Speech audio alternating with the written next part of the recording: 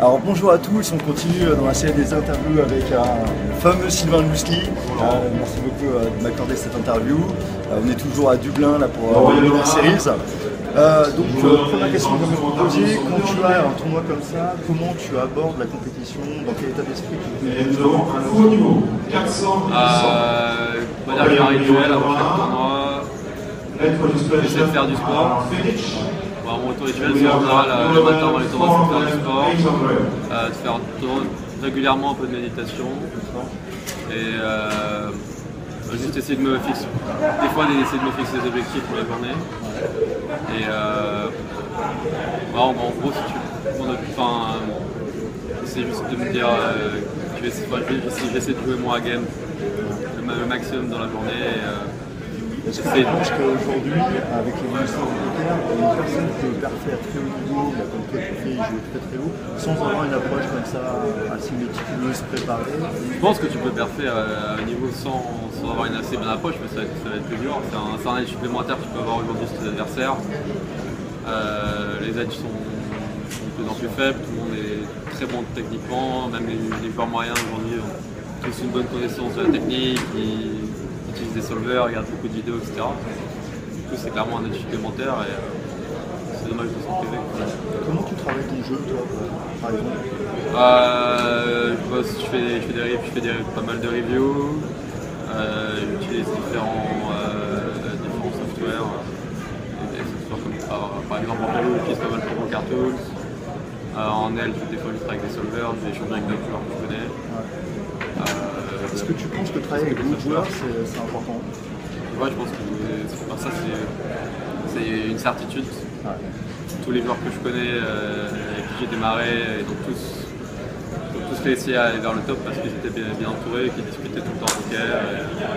Ça paraît très compliqué, on est un énorme génie pour réussir à progresser tout seul et pas profiter du partage d'informations et de knowledge de savoir au poker.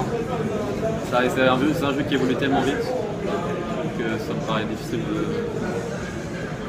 Bah, évidemment, il y a un travail que tu dois faire personnellement, pas tout faire en groupe, mais c'est quand même important de partager d'aider bien entouré du coup. Au final, maintenant, tu joues encore en cash game ou ouais, je joue toujours en cash game.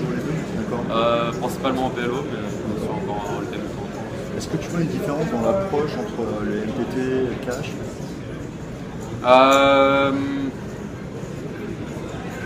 Ouais, je vois une...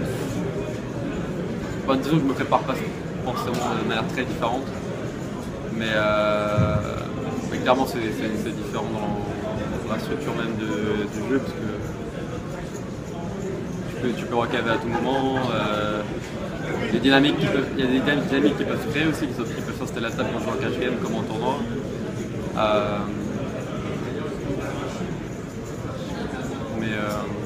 J'arrive pas tu vois pas à amener mon raisonnement. En termes de préparation, pas tellement, c'est plus techniquement, mais... Moi qui connais pas le live, tu vois, j'ai découvert un peu le live. Alors ouais, par contre, entre le live et le online, c'est sûr qu'en live, il faut faire un travail important, justement sur la patience, parce que tu joues une main, des fois tu vas jouer seulement quelques mains de l'heure, des fois tu n'as pas de carte, tu n'as pas de spot, donc il y a plus d'ennuis qui va s'installer que quand tu joues 4-6 tables en cash game. Clairement, il faut travailler là-dessus, parce que des fois c'est un peu dur d'accepter cet ennui-là.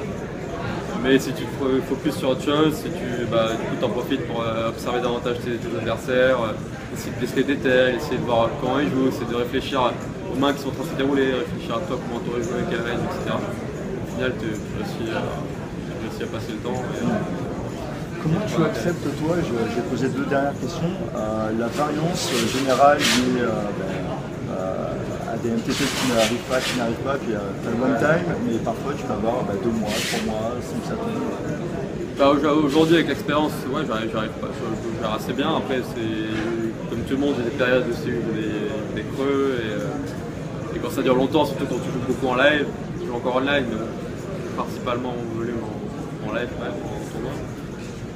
Et quand c'est étalé sur 6 mois, on va dire, où tu briques un paquet de tournois, où tu vas faire une demi-finale, où tu vas vraiment pas avoir une grosse perte, c'est un peu dur mentalement après. Bon, quand tu réfléchis tu prends un peu de recul sur les choses, que tu as une gestion saine de ta bankroll, tu es heureux dans ta vie à côté, ça passe plus facilement. Justement, l'équilibre du poker de haut niveau comme tu es professionnel, avec tout le reste, la famille, les potes, le sport, etc., c'est l'une de tes clés de réussite par exemple? Je pense, qui te permet de tenir sur long terme? Je pense que c'est très important. Je pense que si tu penses que le poker, si ton bonheur est uniquement axé sur tes résultats au poker, c'est pas une vie, quoi. Parce que forcément il y a tout le temps des swings, et si tu fixes uniquement tes objectifs de vie et on va dire de réalisation, d'accomplissement, uniquement par rapport à tes résultats, ça va être très dur. Il y a des moments c'est super bien, il y a des moments tu exactement, ouais, c'est ça. Mais le truc c'est que surtout quand tu fais des tournois, il y a beaucoup plus de frustration que de bonheur et de plaisir. Ah, évidemment, tu savais encore plus quand tu fais une grosse perte, quand tu gagnes un tournoi. Mais 80% du temps, tu as bust ton tournoi sans faire ITM. Donc, et même des fois quand tu fais 5ème ou 4ème, j'en sais rien, tu es frustré quand même. Tu es des chip leaders à 10 lèvres, tu n'en sais rien. La gestion de la frustration, c'est une des clés qui différencie peut-être les très très bons joueurs de ceux qui à un moment vont péter un câble. Ça me paraît évident. Il n'y a jamais rien qui est fixé. T'entends beaucoup, même des très bons joueurs, t'entends souvent dire ah mais j'étais chip leader à 12 left et j'ai fini 8ème, quel des shots. Ah oui, enfin, c'est le jeu, c'est le poker. C'est pas parce qu'à un moment t'es chip leader à 16 left, c'est très bien joué, que tu mérites nécessairement de gagner le tournoi. Ça, il faut bien le comprendre. Il faut bien l'accepter, et à partir du moment où tu l'acceptes, Et pour terminer, j'ai vu dans ton blog, tu parlais beaucoup de développement personnel. Est-ce que tu arrives à lier les deux, le poker à la fois, qui est quand même une recherche de bénéfices et d'exploitation des autres, avec l'idée d'épanouissement personnel où on peut faire une activité sportive où on exploite les autres, et en même temps on grandit à l'intérieur de nous? Comment toi tu lis les deux par exemple? En tout cas, je trouve que en tant que joueur de poker pro, j'ai eu l'opportunité, je prends vraiment énormément de temps libre si je veux. Évidemment, je passe pas mal de temps aussi à travailler mon jeu, à faire autre chose. Mais j'ai eu l'opportunité de faire beaucoup de sport, d'avoir, si je veux pas j'ai l'occasion de pratiquer beaucoup d'activités à côté. Je ne probablement pas si j'avais un job classique. Donc clairement, à ce niveau-là, je m'estimer en niveau de développement. Après, niveau développement personnel, on va dire que c'est plus sur les rencontres que tu peux faire grâce au poker, les voyages. Ça, c'est une vraie chance quand tu as les moyens de faire le circuit. À ce niveau-là, c'est le top. Est-ce que tu aurais un dernier conseil à donner à des joueurs qui peuvent nous regarder, qui sont un peu dans le doute, dans leur jeu, etc. Dans le doute, genre s'ils veulent passer pro, peut-être, par exemple, doute par rapport à des résultats qui ne viennent pas, par rapport à plein de choses. Comme des crises qu'un joueur de pro. Ouais, bien sûr, tout le monde en a. Hein. Ouais. Je pense que tout le monde peut avoir des doutes à un moment ou à un autre, c'est normal.